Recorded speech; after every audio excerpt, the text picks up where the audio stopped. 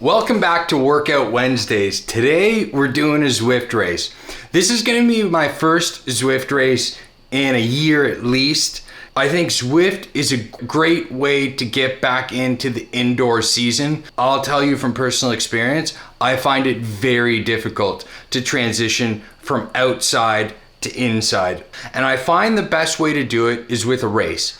And there's lots of things I like about racing, and there's lots of things that I don't like about Zwift racing, and I'm gonna tell you what those are today. I'm gonna show you my first race. I am excited. Let's go. So what is Zwift? Zwift is basically an online cycling racing game where you can race against other people live. One of the biggest problems that I found with Zwift is there is some cheaters. So I found a cheater. Here's a cheater. You see his number there? 21.8 watts per kilogram. Not pedaling. And he's just holding it. And the way it works is you can click on other people's names. And then as you click on other people's names, you become like you watch that rider. So there you go, he stopped. It's not really something I care about because it's just a game. But if you go in and you race for your first time and you see someone doing something absolutely crazy and it just doesn't make sense because they're so fast, there's lots of people that put their weight too low or have a power meter that reads too high. But I take all that stuff with a grain of salt. This is just a game to me and a great training tool. I'm gonna get warmed up and I'm excited to do this race. Let's get this going. So right off the hop, I want to get up front.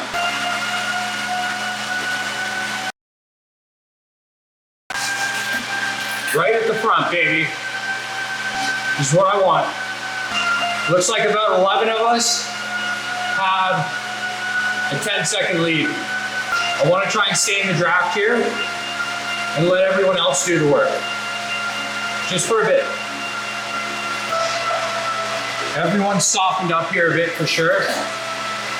Let's go get him.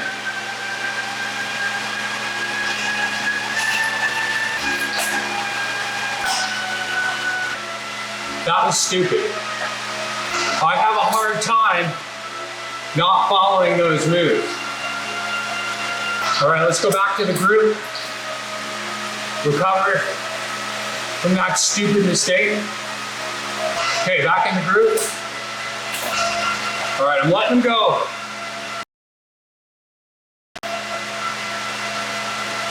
Question is, when do I go get him? I think we get him now. What I'm trying to do here is use the other guys to get across. I could probably jump across, but I don't want to waste the energy.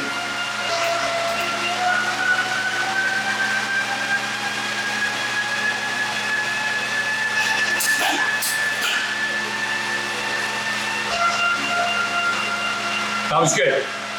That was good. Now I sit and recover. So this guy with gold, Henry, those are the two players. What I want to do is sit on those two. Henry's killing himself right now. And that was perfect. So, there comes Henry. Let's get his wheel. So I'm starting to feel it here. I got that first flash of like, oh fuck. But the group came back. I have to use this time to recover. And what I'm thinking with 13K, I gotta go with everything now. Because I think I'll waste less energy being on it, the move, than letting it hang out there and trying to get across. I'm trying to recover here, but keep an eye on what they're doing. I think it's gonna go on the next riser, the last riser after the start finish. That's where they've been hitting it every time. So we're about 2-3K away from that. I gotta power up So these power-ups in the top right corner, you click them, and it gives you like power for an extra 5-10 seconds. I'd like to save it for the finish, but we'll see. Here comes the riser. I want to be on front of this. I might attack. We'll see what they do.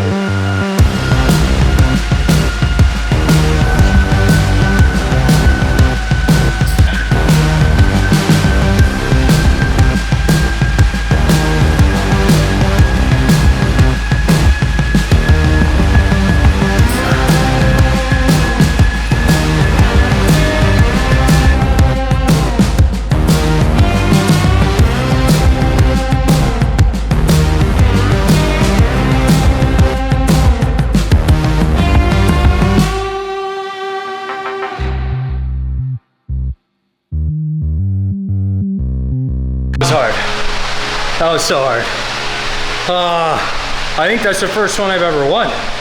Oh, that's good. Feeling good. Let's cool down and we'll talk about it. And Phil, I can't even think. Okay, let me cool down. I'm pretty happy with that. Pretty good. I'm gonna tell you something that really helped me, and this was like a huge turning point for me. It's when I stopped looking at only myself and I looked at other riders. I was like, oh, my legs are hurting, I'm hurting. I'm not hurting, I'm hurting. Instead, what I do now is look at the riders. So at the beginning, when that guy Legault took off and I saw him get 10 seconds and he's by himself, I'm like, ooh, this guy's aggressive. So I look at all the aggressive guys and I watch them all. And I start watching for signs of weakness. So when that guy Legault did that big move off the front and then didn't do anything again, I knew that hurt him. Same with the Henry guy. He was always on my wheel, but never attacked. I knew that like these hills on Zwift is where everyone goes hard. On the last hill, I'm gonna come up over the top with about 5K to go, and I'll see how much separation I get. And I'm just feeling it out. What I look for is when I attack and then stay on the pedals, I'm looking for the time going up. So I see 5 seconds, 6, 7, and it's slowly opening, and then I'm watching the kilometers go down. 4.5, 4, 3.8. Now the gap's out to 10 seconds, 11.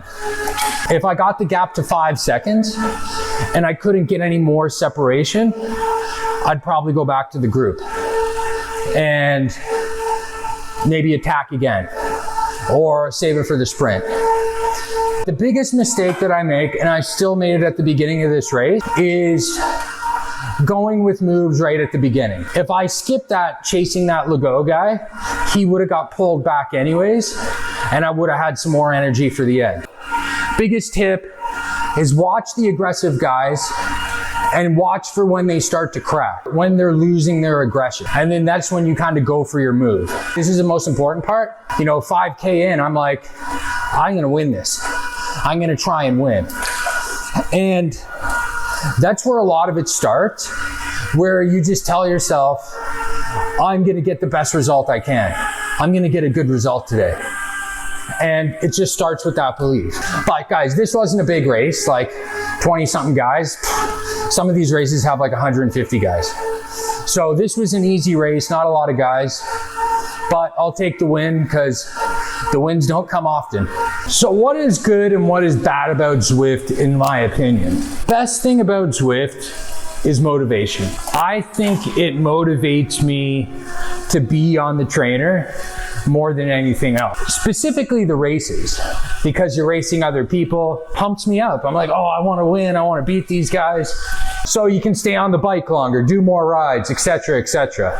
The downfall is I don't think these Zwift races mimic real racing in any way. I think they would help with TTs and long sustained efforts. But in terms of real road racing, No. Crit racing, definitely not. And that's because there's a lot of on-offs in those races, in road racing.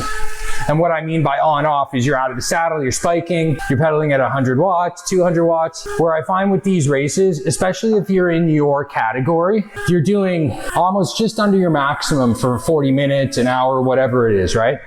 And you're never coasting. And I don't think it mimics outdoor riding. But I think if you incorporate some races with some intervals on Zwift, you can definitely get fit, keep your fitness over the winter season if you're riding indoors for the entire winter. So the other con about Zwift is it is expensive. Even a budget setup is going to cost you some money. Let me tell you a funny story real quick. So back in 2015, my wife and I would ride indoors together a lot, and we had fluid trainers.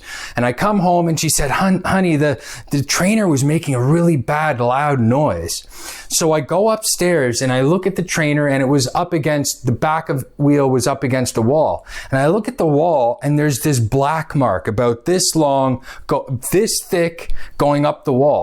And I look at it and I run my hand over it, and it's like black powder, like sandy black powder. So what she did is cranked it all the way down against the tire so tight that as she did her like hour-and-a-half workout, it just ripped the rubber off the tire and scattered it all over the wall, and it stuck to the wall. Completely ruined the tire. Like the tire was gone. All the mesh was showing under. Anyways, this is also really important. I know I mentioned it earlier. Start out in the easiest category, E or D. There's absolutely no shame in it. And let me tell you why.